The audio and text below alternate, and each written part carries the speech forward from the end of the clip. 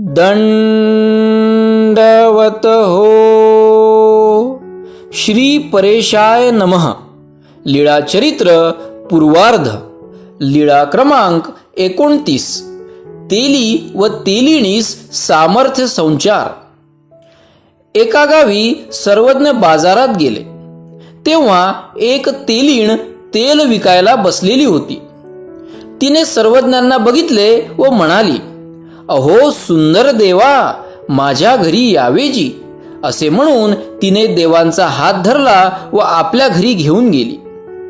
सर्वज्ञ तेथे गेल्यावर सर्वज्ञांनी दाराच्या चौकटीच्या दोन्ही बाजूला हात टेकून आत डोकावून बघितले व त्या तेलिणीच्या पतीस म्हणाले, अरे भल्या माणसा, तुझ्या पत्नीने आम्हाला येथे कशासाठी आणले?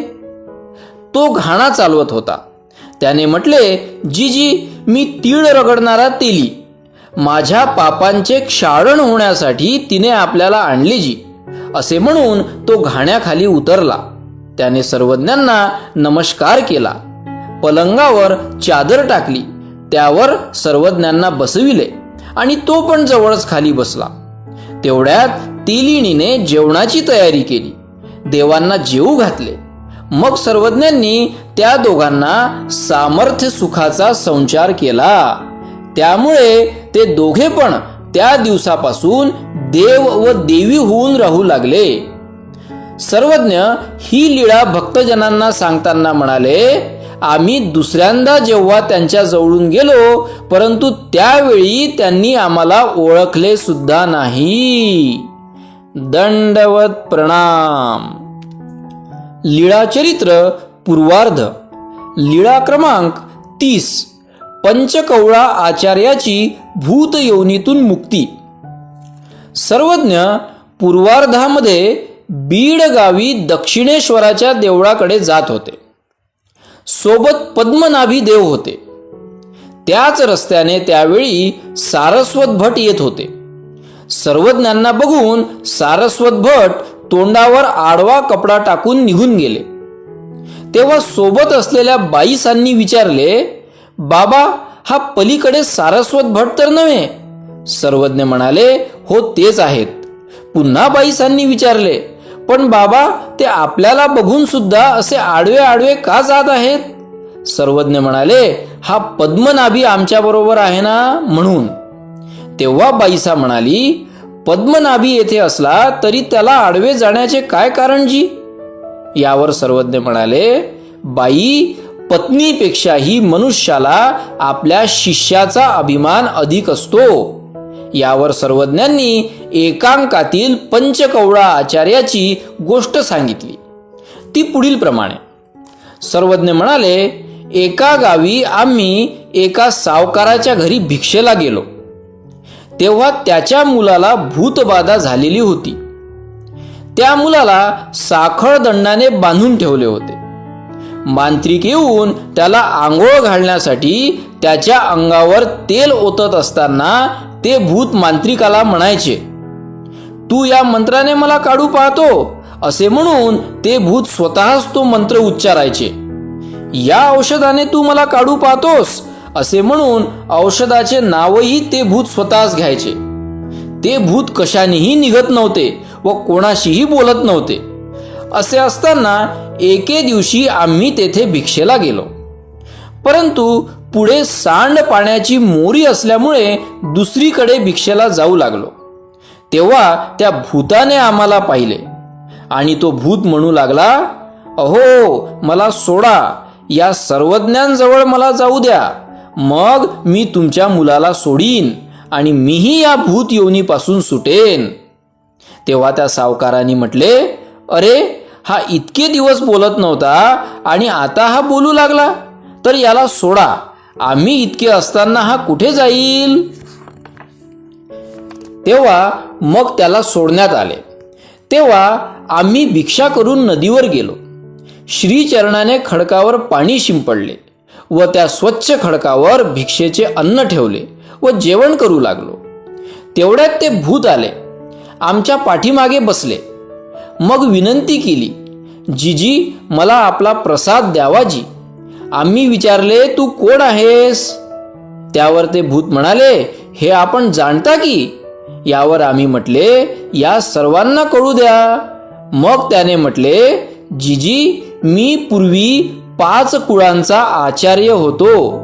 माझा शिष्य दुसऱ्या संन्याशाकडे गेला, तेव्हा शिष्य अभिमानाने मी त्या संन्याशालाच विष देऊन मारले, म्हणून त्या पापामुळे मी भूत झालो. आम्ही त्याला म्हटले, आमच्या समोर आल्यानंतर अंगातले भूत राहत नाही. तो म्हणाला, तर जिजी, मलाही मुक्त करावेजी. आम्ही त्याच्यासाठी जेवणाच्या ठिकाणी थोडासा प्रसाद म्हणून ठेवला व थोडेसे बाजूला झालो. त्याने प्रसादाचे कण कण उचलून खाल्ले. आम्ही म्हटले, आता याला धरा, नाहीतर हा धाडकन पडेल. मग ते भूत त्या मुलाच्या देहातून निघून गेले. त्या सावकाराने आम्हाला त्याच्या घरी नेले. तेल उटणे लावून आंघोळ घातली, पूजा केली, आमचे जेवण झाले व मग आम्ही तेथून निघालो. दंडवत प्रणाम. लीळाचरित्र पूर्वार्ध. लीळा क्रमांक 31. घोडाचुडीच्या शिष्यास भेट. सर्वज्ञांना एकांतात भ्रमण करीत असताना घोडाचुडीचे शिष्य भेटले. ते शिष्य सर्वज्ञांना म्हणाले, देव हो, चला किष्किंध पर्वतावर जाऊया. तेथे माझे गुरु घोडाचुडी आहेत. त्यांच्या विनंतीला मान देऊन सर्वज्ञ निघाले. सर्वज्ञ प्रवासात रोज भिक्षेला जात असत. ते शिष्यही भिक्षेला जात असत. परंतु ते पुरुष भिक्षा केल्यानंतर हातातली भिक्षा तेथेच जागेवर चाटून खात असत. ते नेहमी देवाजवळ राहायचे. एके दिवशी ते शिष्य भिक्षेला गेले असता एका बाईने गरम गरम आंबील त्यांच्या हातावर वाढली. त्या शिष्यानी ती चाटून खाल्ली व वळचणीला हात पुसले आणि अचानक आग लागली. सर्व गाव जळू लागला. परत येताना ते मागे पाहत पाहत आणि हसत हसत सर्वज्ञांजवळ आले. सर्वज्ञांनी विचारल्यावर त्याने सर्व वृत्तांत सांगितला. यावर सर्वज्ञ म्हणाले, वाईट केले. एवढी प्राणी मात्रांची हिंसा झाली, याची तुम्हाला काहीच कीव आली नाही. आत्ताच आम्ही तुमच्या बरोबर येणार नाही. मग सर्वज्ञ 3 अहोरात्र चालून रुद्दीपूरला आलेत. दोन्ही पिवळ तळवली स्थानांमध्ये सर्वज्ञांची व श्री गोविंद प्रभूंची भेट झाली. 2 प्रहर अर्थात 6 तास काटेरी झाडाखाली सर्वज्ञ आणि आमचे श्री गोविंद प्रभू बाबा बसत असत. मग श्री प्रभू रुद्दीपूरला जात असत. रस्त्यात एक मातंग जातीचा गृहस्थ श्री प्रभूंसाठी ज्वारीचा हुरडा, हरभरे, उसाची पेरे व पाण्याचा द्रोण भरून त्यावर पत्रावळ झाकून ठेवी. श्रीप्रभू अडखळत तेथे जायचे आणि हे काही मेला जाय असे म्हणून तेथे बसून कण कण घेऊन खात व निघून जात. नंतर तो प्रसाद आमचे सर्वज्ञ घेत असत. तो मातंग दोन्ही देवांना दुरून दंडवत घालायचा. आमचे सर्वज्ञ श्री प्रभूंची श्रीमूर्ती दिसे पावेतो तेथेच उभे राहून बघत असत. मग दाभेरीला जायचे. तेथे भिक्षा करून दरभाळा तळ्याच्या काठी बसायचे व भैरवाच्या देवळात झोपत असत. सर्वज्ञ रोज श्री प्रभूंच्या दर्शनाला जात. असे 20 दिवसपर्यंत सर्वज्ञ तेथे राहिले. एके दिवशी रूपनायकाला सर्वज्ञांचे दर्शन झाले व त्याने विनंती करून सर्वज्ञांना घोड्यावर बसवून आपल्या गावी घेऊन गेले. तेल उटणे लावून आंघोळ घातली. सर्वज्ञांची पूजा केली. सर्वज्ञांनी सांगितले, तो आगमिक होता म्हणून विधीपूर्वक पूजा करू जाणत होता. मग सर्वज्ञांचे जेवण झाले. रात्रभर तेथे थांबून दुसऱ्या दिवशी सर्वज्ञ पुढे निघाले. दंडवत प्रणाम. लीळाचरित्र पूर्वार्ध. लीळा क्रमांक 32. गोंडवाड्यातील गोंड लोकांमध्ये 12 वर्षे मुक्काम. एकदा महदाईसा भूतानंदाच्या मुलीच्या घरी भिक्षेला गेली होती. तेथे भूतानंदाच्या नातीने चिंच करंट्यात शिजविलेले तांदूळ वाढले. मग भिक्षा घेऊन आल्यावर महदाईसाने सर्वज्ञांना विचारले, जीजी असे कसे तांदूळ शिजविले जी? यावर सर्वज्ञ म्हणाले, हो बाई, शिजतात. आम्ही विंज प्रदेशात गोंड लोकांत एकेकाळी होतो. त्यांना आमची फार आवड. ज्यावेळी आम्ही त्यांना दिसत नसायचो त्यावेळी ते देवणे देवणे अशा आर्तपूर्वक आम्हाला हाक मारून बोलवत असत आणि आम्ही दिसल्यानंतर किलू किलू असे हर्षोद्गार करीत नाचायचे. आमचे हातपाय ते प्रेमाने दाबायचे. लढीवाळपणे ते आमच्या पोटाला मुके द्यायचे. मग बांबूचे कांड कापून त्यात तांदूळ भरायचे.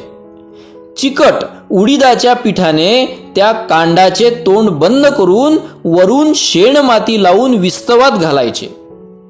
किती वेळात तांदूळ शिजायचे हे त्यांनाच माहीत होते. मग एका भागाला चिरून त्यातील भात पत्रावळीवर टाकायचे. एका द्रोणामध्ये मध, एका द्रोणात पाणी असे ठेवायचे. जमिनीतील पाण्याची शीर सुद्धा तेच जाणत असत. त्यांनी हाताने जमिनीवर थोडेसे उकरले तरी लगेच पाणी लागत असे. मग ते आम्हाला जेवू घालायचे. असे काही काळ आम्ही त्यांच्याबरोबर तेथे राहिलो आणि त्यानंतर आम्ही तेथून निघालो. दंडवत प्रणाम. सर्वज्ञ श्री चक्रधर स्वामी की जय.